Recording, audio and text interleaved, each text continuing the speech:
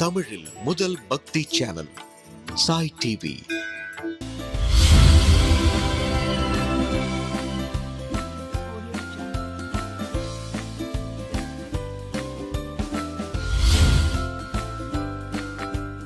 Dear குழந்தைகளா, welcome to Sai டிவியின் சுட்டீஸ் நேரம்.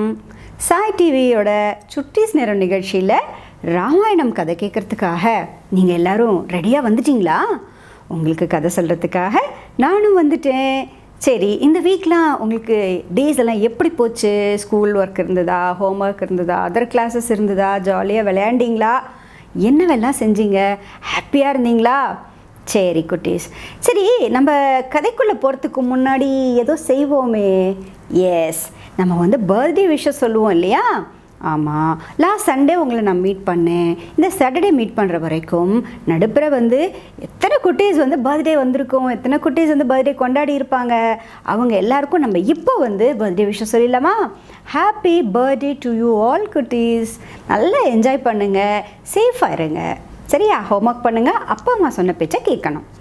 சரி, இப்போது சுட்டீஸ் நேரத்தில் பக்தி கதைகளில் ராமாயணம் சொல்லிக்கிட்டு இருக்கேன். நீங்கள் கேட்டு அழகாக நான் கேட்குற கேள்விக்கும் பதில் கொடுத்துக்கிட்டு இருக்கீங்க. சரி, இப்போது ராமாயணம் எது வரைக்கும் விட்டுருக்கோம்? கிஷ்கிந்தா காண்டத்தில் இருக்கோம். கிஷ்கிந்தா கிங்டம் வந்து மங்கீஸோட கிங்டம் அப்படின்னு நான் சொல்லியிருக்கேன். அங்கே தான் ராமர் லக்ஷ்மணர் வந்து சுக்ரீவனோட ஹெல்ப்பை கேட்குறாரு. அதுக்கப்புறம் என்ன ஆகுது? சுக்ரீவன் வந்து தனித்தனி பேட்சஸாக, டீம்ஸாக பிரித்து ஒவ்வொரு டைரெக்ஷனுக்கும் அனுப்புகிறாரு. எதுக்காக? சீதையை தேடுவதற்காக அனுப்புகிறாரு. அப்படித்தான் தெற்கு பக்கமாக ஒரு டீம் கிளம்பி வந்தாங்க, சரியா? அந்த டீமோட ஹெட் யார்? அங்கதன். அதில் இருந்த மற்றவர்கள் யார் அப்படின்னு கேட்டிங்கன்னாக்க, ஞாபகம் இருக்கா உங்களுக்கு? ஆஞ்சநேயர், ஜாம்பவான், இவங்க எல்லாமும் முக்கியமானவர்களாக அந்த டீமில் கிளம்பி வந்தாங்க. ஒரு குகைக்குள்ளே போனாங்க, அந்த குகையை பார்த்தாங்க, அங்கே இருக்கக்கூடிய பெண்மணிகிட்ட பேசினாங்க, எல்லாம் பார்த்துட்டோம். இப்போ அந்த குகைக்கு வெளியில் வந்த உடனே அங்கதன் வந்து என்ன சொல்கிறார் தெரியுமா? என்னால் கிஷ்கிந்தைக்கு திரும்பி வர முடியாது. ஏன்னா சுக்ரீவன் கொடுத்த 1 மாத கால அவகாசம் என்பது முடிந்து விட்டது. 1 மந்த் டைம் கொடுத்தாரு சுக்ரீவன். அந்த டயத்துக்குள்ளே நம்மளால் சீதையை கண்டுபிடிக்க முடியல. இப்போ நம்ம எந்த மூஞ்சை வச்சுக்கிட்டு கிஷ்கிந்தாக்கு திரும்பி போகிறது? என்ன நம்மளை பற்றி என்ன நினைப்பார்? உயிரோடையே விடமாட்டார். எடுத்த காரியத்தை முடிக்கலைன்னாக்க சுக்ரீவனுக்கு ரொம்ப கோபம் வரும். அதனால் பெட்டர் வந்து இங்கேயே நம்ம இறந்து போயிடுவோம், உயிர் நீத்து விடுவோம் அப்படின்னு சொல்கிறாராம். அதாவது சாப்பிடாமலே இருந்தோம்னாக்க ஆட்டோமேட்டிக்காக நம்ம இறந்து போயிடலாம் அப்படிங்கிற மாதிரி அங்கதன் ஐடியா சொல்கிறாராம். நான் வரமாட்டேன் அப்படின்னு. உடனே அங்கே இருக்கக்கூடிய மற்ற ஒரு வானரரும் சொல்கிறாராம், அதான் கரெக்டு, நானும் வரமாட்டேன், நானும் இங்கேயே இருக்க போகிறேன், பெஸ்ட்டு இங்கே இருந்துருவோம், இங்கே இருந்து இப்படியே நம்ம உயிரை விட்டுறலாம், நம்ம போகவே வேண்டாம் அப்படின்னு அவரும் சொன்னதும் உடனே ஆஞ்சநேயர் பார்க்குறார். ஆஞ்சநேயர் என்ன சொல்கிறார் தெரியுமா? அதெல்லாம் ரொம்ப தப்பு. நமக்கு வந்து ஒரு காரியம் கொடுத்தா அந்த வேலையை நம்ம கரெக்டாக செய்யணும்.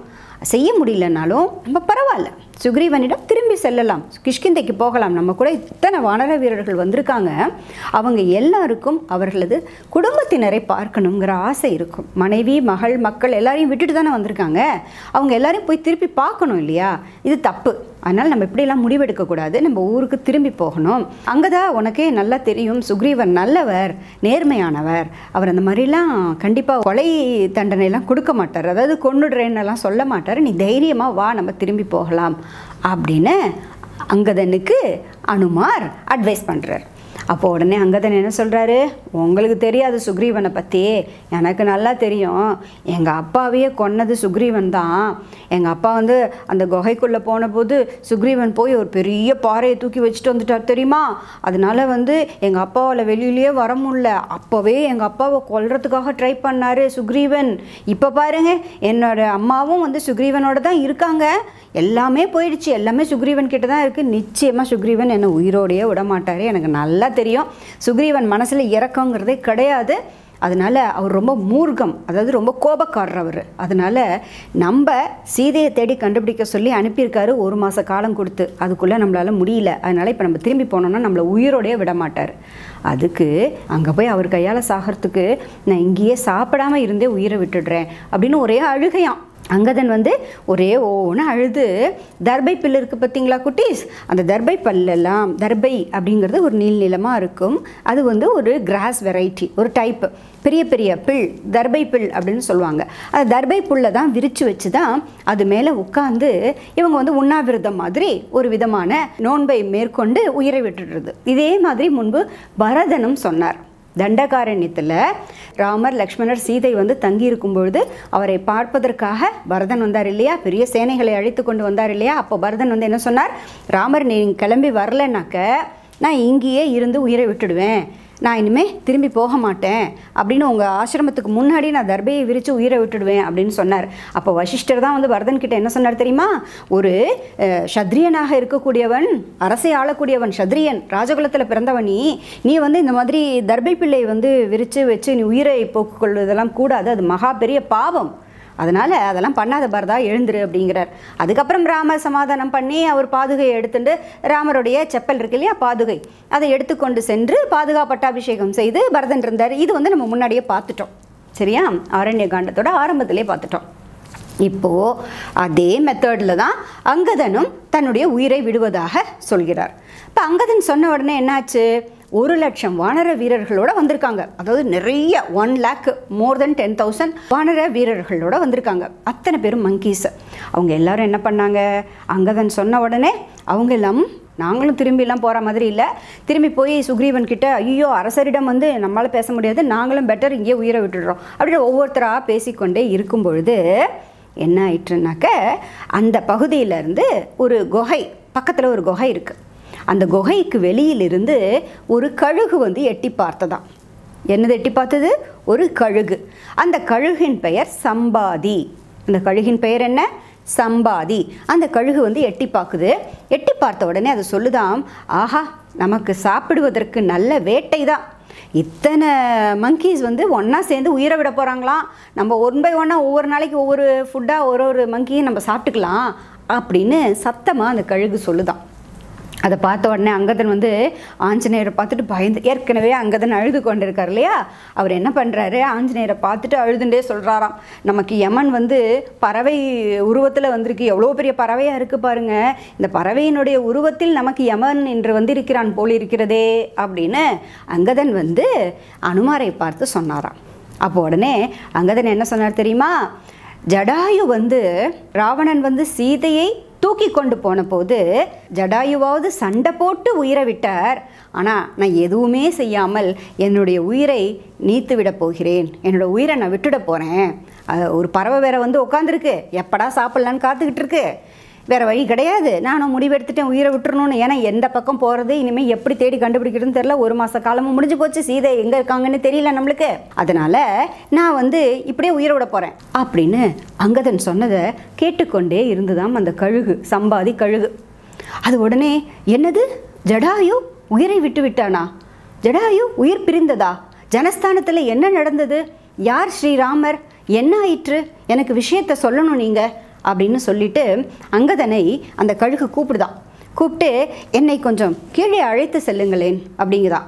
அதாவது ஒரு பெரிய ஒரு ஸ்பேஸ், அந்த ஸ்பேஸில் வந்து இவங்க எல்லாரும் உட்காந்து பேசிகிட்டு இருக்காங்க. பக்கத்தில் ஒரு மலைக்கு மேலே ஒரு குகை, அந்த குகைக்கு வெளியிலேருந்து இந்த சம்பாதி வந்து எட்டி பார்த்து இதெல்லாம் கேட்டுக்கிட்டே பேசுது. இப்போ அதால் அங்கிருந்து கீழே இறங்கி வர முடியல. இப்போ சொல்லுதான் சம்பாதி, என்னை உதவி செய்து என்னை மேலிருந்து கீழே இறக்கி கொண்டு வாருங்களேன் அப்படின்னு சொன்ன உடனே அங்கதன் போய் அந்த சம்பாதியை வந்து என்னால் கீழே வர முடியல, எனக்கு ரொம்ப கஷ்டமாக இருக்குது, எனக்கு 2 இறக்கைகளும் கிடையாது, என்னோடய இறக்கைகள் எரிந்து விட்டன, என்னோடய விங்ஸ் எல்லாம் எரிஞ்சு போச்சு, என்னால் கீழே வர முடியாது, எனக்கு தெம்பே இல்லை வரத்துக்கு, அதனால் நீ தான் எனக்கு ஹெல்ப் பண்ணணும், என்னை கீழே இறக்கு அப்படிங்குது அந்த சம்பாதி. கீழே இறக்கி கொண்டு வந்த உடனே அப்போ வரும்பொழுதே அங்கதன் வந்து எல்லா விஷயத்தையும் சொல்ல ஆரம்பிச்சுடுறார். யார் ஸ்ரீராமர், லக்ஷ்மணர் எப்படி வந்து காட்டிற்கு வந்தார்கள், என்ன நடந்தது, எப்படி வந்து இவர்கள் வந்து சுக்ரீவனை சந்தித்தார்கள், அதற்கு காரணமாக இருந்தது சீதை கடத்தப்பட்டு விட்டார் அப்படிங்கிற விஷயத்திலிருந்து எல்லாத்தையும் சொல்லிடுறார். சொல்லிட்டு சுக்ரீவன் எங்களுக்கு 1 மாத காலம் நேரம் கொடுத்தார், அதுக்காக நாங்கள் கிளம்பி வந்தோம், இப்போது எங்களால் இப்படி முடியாமல் போயிடுச்சு, நாங்கள் என்ன பண்ணுறதுன்னு தெரியலையே அப்படின்னு சொல்லிட்டு அங்கே தான் அழுதுகிட்டே இருக்கார்ல, ஊன்னு அழுதுகிட்டே இருக்கார் இல்லையா, அழுதுண்டே இந்த கதையெல்லாம் சொல்லிடுறாரு. கீழே இறங்கி வந்துடுறார் சம்பாதி. வந்த உடனே சம்பாதி கண்ணில் தண்ணியா இப்போ சம்பாதி ஓன்னு அழ ஆரம்பிக்குதான் அந்த கழுகு. அழுதுட்டு, ஏன் தெரியுமா, ஜடாயுங்கிறது என்னோட தம்பி தான். இந்திரனுக்கும் விருத்தாசுரன் அப்படிங்கிற அசுரனுக்கும் செம்ம சண்டை நடந்துச்சு, பெரிய ஃபைட் நடந்துச்சு. அதில் விருத்தாசுரனை வந்து இந்திரன் வந்து கொன்னுட்டான். அப்போது நானும் என்னோட தம்பி ஜடாயு 2 பேருமாக சேர்ந்து போய் இந்திரனை வந்து நாங்கள் 2 பேரும் ஜெயிச்சிட்டோம். ஆனால் இதுக்காக இந்திரனோட சண்டை போடுறதுக்காக நானும் ஜடாயுவும் பறந்து போனோம். போகும்போது சூரியன் கிட்ட போயிட்டோம். சூரியன் கிட்ட போன உடனே சூரியனோட அந்த தீ இருக்கு இல்லையா, அந்த ஹீட், அந்த வெப்பத்தை வந்து என்னுடைய தம்பி ஆகிய ஜடாயுவால் தாங்க முடியல. அவன் வந்து ரொம்ப கஷ்டப்பட்டான். அவனுடைய கண்கள்லாம் வந்து ரொம்ப கஷ்டப்பட்டு அவன் வந்து அவனுடைய உடலை வந்து எரிந்து விடக்கூடிய ஒரு நிலைமையாக இருந்தது. அப்பொழுது நான் தான் என்னுடைய இறக்கைகளை விரித்து ஜடாயுவை காப்பாற்றினேன் அப்படின்னு அந்த சம்பாதி சொல்லுது. அந்த சமயத்தில் என்னோட விங்ஸ் இருக்கு இல்லையா, என்னோட பெரிய விங்ஸ், அந்த விங்ஸ் எல்லாத்தையும் விரித்து அப்படியே சூரியனிடமிருந்து ஜடாயுவை, அந்த சூரியனுடைய அந்த ஹீட் இருக்கு இல்லையா, அந்த ஹீட் வந்து ஜடாயுவை தாக்காமல், என்னோட தம்பியை தாக்காமல் இருப்பதற்காக அந்த என்னுடைய இறக்கைகளை விரித்து நான் காப்பாற்றினேன். உடனே என்னுடைய இறக்கைகள் எரிந்து விட்டன. எப்படி வந்து பாருங்களேன், அது வந்து ஒரு சாதாரண ஒரு பேர்டு தான், ஒரு கழுகு தான். ஆனால் அந்த கழுகுக்கு எவ்வளோ பாசம் பாருங்கள் குட்டீஸ். நம்ம இதெல்லாம் தெரிஞ்சுக்கணும். கதை கேட்கும் பொழுது இதெல்லாம் நம்ம நல்லா தெரிஞ்சுக்கணும். ஒரு அண்ணா வந்து தம்பியை வந்து எப்படி வந்து காப்பாற்றுறாரு, எவ்வளோ பாசமாக இருக்குது, ஒரு பேர்டாக இருந்தாலும் எவ்வளோ பாசமாக இருக்குங்கிறத நம்ம தெரிஞ்சுக்கணும். அப்பொழுது என்னுடைய இறக்கைகள் எரிந்து விட்டன. உடனே நான் அங்கிருந்து மேலேருந்து தொப்புன்னு கீழே விழுந்துட்டேன். இந்த மலைப்பகுதியில் தான் நான் விழுந்துட்டேன். அதனால எனக்கு வந்து என்னுடைய இறக்கைகள்லாம் வந்து எரிஞ்சு போச்சு. அதனால தான் எனக்கு இந்த மோசமான நிலைமை. என்னை கொஞ்சம் அந்த கடல் வரைக்கும் என்னை யாராவது கொண்டு போக முடியுமா? பக்கத்தில் தான் கடல் இருக்குது. என்னை கடல் வரைக்கும் கொண்டு போக முடியுமா? நான் போய் என்னுடைய தம்பி ஆகிய ஜடாயுக்கு நான் என்ன பண்ணணும், நீர்க்கடன் பண்ணணும். இறந்து போய்விட்டான் என்னுடைய தம்பி, அவனுக்கு நான் நீர்க்கடன் பண்ணணும் அப்படின்னு அது சொல்லுதான். அது சொன்ன உடனே அங்கே போய் அந்த நீர்க்கடனை பண்ணுவதற்கு அந்த அங்கதன் மற்றவர்கள் எல்லாரும் கொண்டு போகிறாங்க. அந்த கடற்கரை கிட்ட கொண்டு போய் அந்த சம்பாதி போய் அவருடைய தம்பியாகிய ஜடாயு, இறந்து போன ஜடாயுக்கு நீர்க்கடன் பண்ணுறது. அது வந்து ஒரு ரிச்சுவல், ஒரு கஷ்டம். அதை பண்ணுறாங்க. ஓகே, பண்ணி முடித்த உடனே ஜாம்பவான் கேட்குறாரு, ராவணனை பற்றி தெரியுமா? ராவணனது இருப்பிடம் எங்கே இருக்குன்னு தெரியுமா?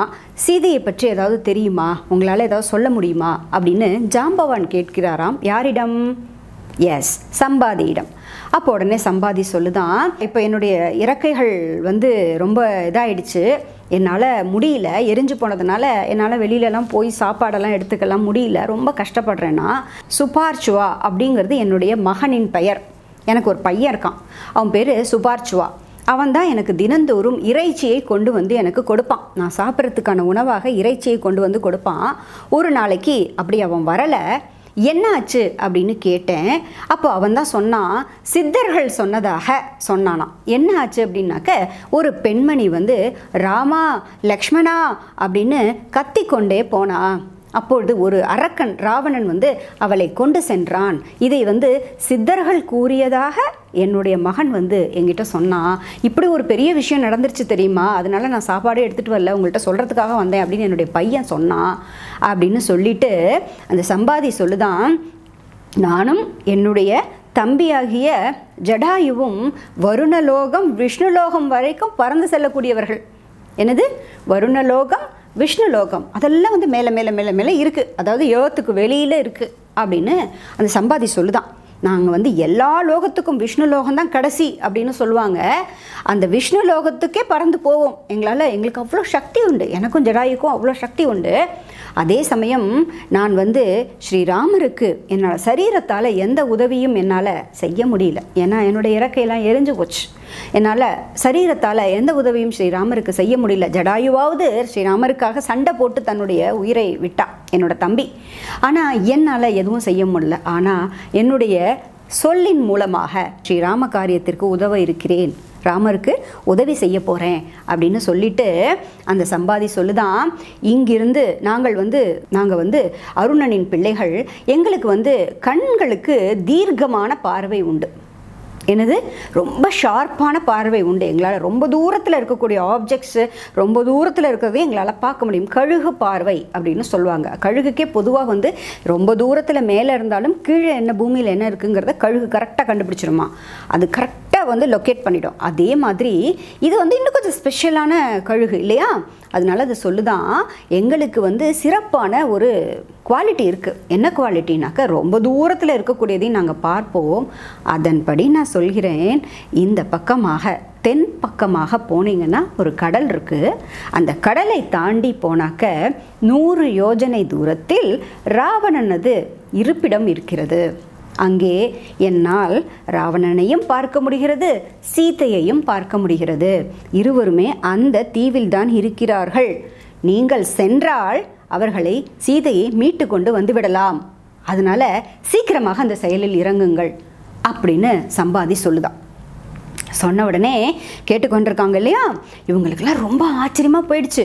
என்னது இது, இவ்வளோ பெரிய ஸ்டோரி வந்து இது சொல்லுதே அப்படின்னு சொன்ன உடனே அவங்கெல்லாம் ஆச்சரியமாக, இதை நம்புறதா, நம்பி நம்ம போகிறதா இல்லையா? ஏன்னா இதுவே வயசான கழுகாக இருக்குது, இந்த கழுகு இங்கே உட்காந்துட்டு அவ்வளோ தூரம் பார்க்குதா அப்படின்னு இவங்களால் நம்ப முடியல. அப்போ உடனே அந்த கழுகு சொல்லுதான், நான் வந்து சூரியனோட மேலே அந்த கதிர்கள் பட்ட உடனே என்னோடய இறக்கைகள் எரிந்து விட்டன. என்னோடய விங்ஸ் எல்லாம் வந்து பேர்ன் ஆயிடுச்சு, எரிஞ்சு போச்சு. உடனே நான் அங்கேருந்து கீழே விழுந்துட்டேன். நான் விழுந்தது எங்கே விழுந்தேன் தெரியுமா? விந்திய மலையினுடைய உச்சியில் விழுந்தேன். அது வந்து ஒரு ஹில்ஸ், அந்த வந்து மகாராஷ்டிரா பக்கத்தில் இருக்குது. இப்போ அந்த ஹில்ஸ் பேர் விந்திய மலை அப்படின்னு சொல்லுவாங்க. அந்த விந்திய மலையினுடைய உச்சியில் நான் தொப்பக்கடீர்னு விழுந்துட்டேன். விழுந்தவன் 6 நாட்கள் மூச்சு பேச்சு இல்லாமல் கடந்தேன். அதுக்கப்புறமா மெதுவாக எழுந்து தத்தி தத்தி தத்தி தத்தி அங்கே இருக்கக்கூடிய ஒரு மரத்தின் அடியில் வந்து தங்கினேன். அப்போ தான் பார்த்தேன், அங்கே ஒரு ஆசிரமம் இருந்தது. அந்த ஆசிரமத்தில் நிசாசரர் அப்படிங்கிற ஒரு முனிவர் இருந்தார். முனிவர் பேர் என்ன? நிசாசரர் அப்படிங்கிற ஒரு முனிவர் அந்த விந்திய மலையினுடைய உச்சியில் இருக்கக்கூடிய அந்த பகுதியில் வந்து ஒரு ஆசிரமம் அமைத்து கொண்டு இருந்தார். அப்பொழுது அவர் என்னை பார்த்து கேட்டார், ஏன் இவ்வளோ கஷ்டப்படுறியே, என்னாச்சு அப்படின்னு கேட்டார். நான் சொன்னேன், என்னுடைய இறக்கைகள்லாம் வந்து எரிஞ்சு போச்சு. இனிமேல் வந்து நான் என்னோடய வாழ்க்கையே இல்லை, இனிமேல் எனக்கு வாழ்க்கையே அவ்வளோதான், முடிஞ்சு போச்சு. இனிமேல் நான் இருந்து என்ன பண்ண போகிறேன், பேசாமல் உயிரை விட்டுறலான்னு நினைக்கிறேன், எனக்கு இந்த உயிரை வச்சுக்கிறதுக்கே எனக்கு விருப்பம் இல்லை அப்படின்னு அந்த முனிவரிடம் நான் சொன்னேன், தெரிவித்தேன். அப்போனே முனிவர் சொன்னார், வேண்டாம் வேண்டாம், அந்த மாதிரியான முடிவெல்லாம் நீ எடுக்கக்கூடாது, அதற்கு காலம் இருக்கிறது, அவசரப்படாத அப்படின்னு சொல்லிட்டு அவர் சொன்னார், ஸ்ரீராமர் வரப்போகிறார். ஸ்ரீராமருக்கு உதவி செய்வதற்காக வானரர்கள் வர இருக்கிறார்கள். அப்பொழுது அங்கு உன்னுடைய உதவி தேவைப்படும். நீதான் ராவணன் எங்கிருக்கிறான், சீதை எங்கிருக்கிறார் என்பதை நீதான் சொல்லப் போகிறாய். ஆகையினால நீ இன்னும் பல காலம் இருக்கணும், இருந்து நீ இந்த உதவியை செய்யணும். அந்த வானரர்களுக்கு நீ தான் அந்த உதவியை செய்ய போகிற. அந்த உதவியை செய்த உடனே புதிதாக உனக்கு இறக்கைகள் முளைக்கும் என்று கூறினார். அதனால் உங்களுக்காகத்தான் நான் அந்த விந்திய மலை சாரலிலிருந்து இங்கு கஷ்டப்பட்டு வந்துட்டேன், ரொம்ப கஷ்டப்பட்டு வந்தேன். அங்கேருந்து நான் இங்கே வந்துட்டேன். இங்கே வந்து உங்களுக்காகத்தான் காத்து கொண்டிருக்கேன்.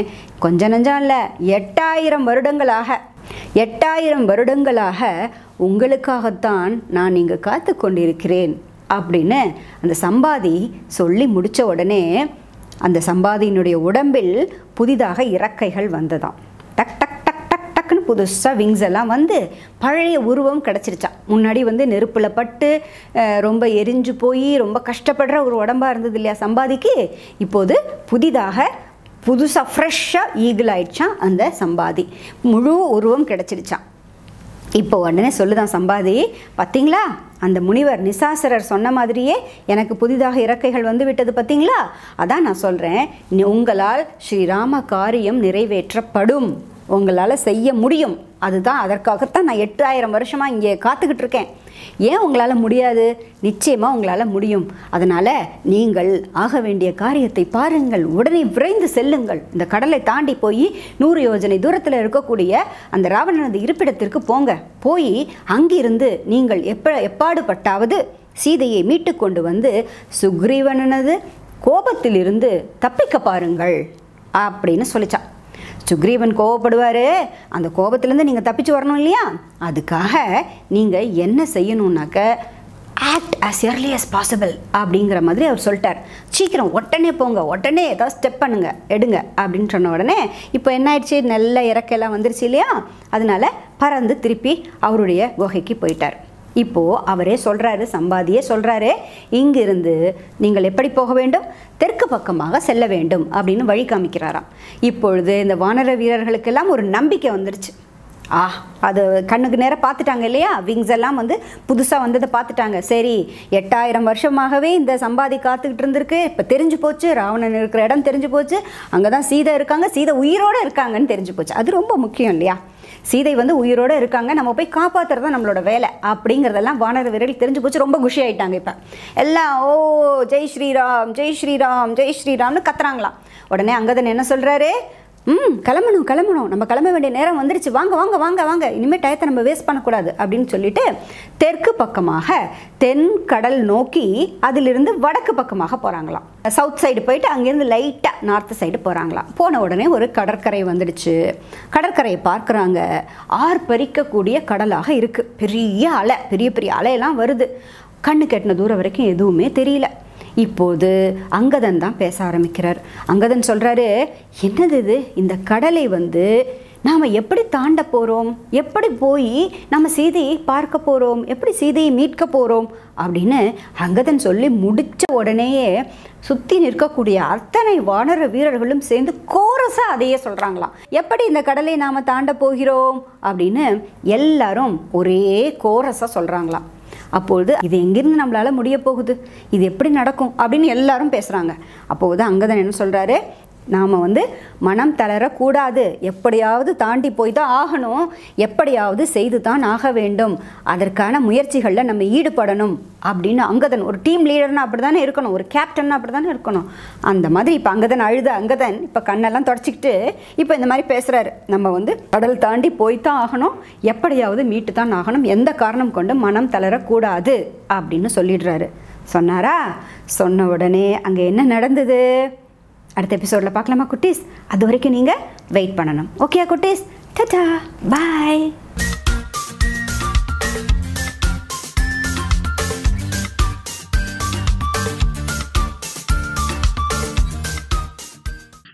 ஹாய் அகிலா. ஹாய். எனக்கு ரொம்ப பிடிச்சது உங்க பேர் தெரியுமா? உங்களுக்கு தெரியுமா? ராமாயணம் பாப்பேன். ராமாயணம் பாப்பீங்களா? அதுல என்ன பாத்திருக்கீங்களா? Super. So I am so happy, excited உங்களை மீட் பண்றது. சரி, நீங்க என்ன கண்ணா படிக்கிறீங்க? First standard. Wow, first standard. Very good. எங்க இருந்து பேசுறீங்க என்கிட்ட? அதம்பாக்கம். சென்னையில இருந்து பேசுறீங்க? ஆமா. Very good. சரி, ராமாயணம் ரொம்ப நாளா பாக்குறீங்களா இல்ல இப்பதான் பாக்க ஆரம்பிச்சீங்களா? இன்னைக்கு நாங்க பார்க்கல ராமாயணம். That's okay. இப்போ நீங்க ராமாயணம் ரெகுலரா பாக்குறீங்களா கண்ணா? ஆமா. சரி, உங்களுக்கு ராமாயணத்துல நான் கதை சொல்றது பிடிச்சிருக்கா? ஓகே. உங்களுக்கு ராமாயணத்துல யார் வந்தா ரொம்ப பிடிக்கும்? லைக் ராமர் வந்தா பிடிக்குமா, சுக்ரீவன் வந்தா பிடிக்குமா, ஹனுமன் வந்தா பிடிக்குமா, சீதையை பத்தி சொன்னா பிடிக்குமா? எனக்கு ராமர் வந்தாதான் பிடிக்கும். ராமர் தான் உங்களுக்கு ரொம்ப பிடிக்குமா? சோ எனக்கு அகிலாவை ரொம்ப பிடிக்கும். தேங்க்யூ. ரொம்ப அழகா பேசுறீங்க. எனக்காக இவ்வளவு நேரம் வெயிட் பண்ணி இருந்திருக்கீங்க. சோ ரொம்ப அழகா பேசுறீங்க, அதனால எனக்கு அகிலாவை ரொம்ப பிடிக்கும். Very good. சரி, நீங்க அப்போ வந்து மிஸ் பண்ணாம ராமாயணம் பாக்கணும். உங்களோட ஹாபிஸ் என்ன கண்ணா? என்ன பண்ணுவீங்க நீங்க? ஸ்கூல் இல்லன்னா நீங்க வீட்டுக்கு வந்ததுக்கு அப்புறம் என்ன பண்ணுவீங்க? வீட்டுல விளையாடுவோம். என்னெல்லாம் விளையாடுவீங்க? சரி, ஓகே, நோ ப்ராப்ளம். சரி, இப்ப வந்து நம்ம ரொம்ப சேஃபா இருக்கணும், ஹேண்ட் வாஷ் பண்ணணும், அதெல்லாம் சொல்றாங்களா அம்மா உங்களுக்கு? செய்வீங்களா? சேஃபா இருங்க. நான் டிவில சொல்ற மாதிரி தான், சேஃபா இருங்க. புதுசா யாரு வந்தாலும் கிட்ட போக கூடாது, அம்மா சொன்ன பேச்சு கேட்கணும், அவ்வளவுதான். ஹோம்ஒர்க் எல்லாம் பண்ணிட்டு கரெக்டா ராமாயணம் பார்க்க வந்துடணும். மாணிக்க வீணா குபலாலயந்தி மாதாலசா மஞ்சுள மாத்விலாசா மாகேன நீல ஜுதி கோமள स्मरामि अस्मिन् पदात्मन् नादुपात्मकल्पे त्वमेत्तमुत्तापित पद्मयोनि अनन्तमूप मम रोगराशिं निरुन्धपादालय वास विष्णु. So nice. So நீங்க தொடர்ந்து பாருங்க. ஓகே, நம்ம திரும்ப பேசலாம். Okay. Very good. Bye. Bye. Sai TV நிகழ்ச்சிகள் உங்களுக்கு பிடிச்சிருக்கா? லைக் பண்ணுங்க, ஷேர் பண்ணுங்க, கமெண்ட் பண்ணுங்க, சப்ஸ்கிரைப் பண்ணுங்க. பக்கத்துல இருக்கிற பெல் சிம்பலை பிரஸ் பண்ணுங்க.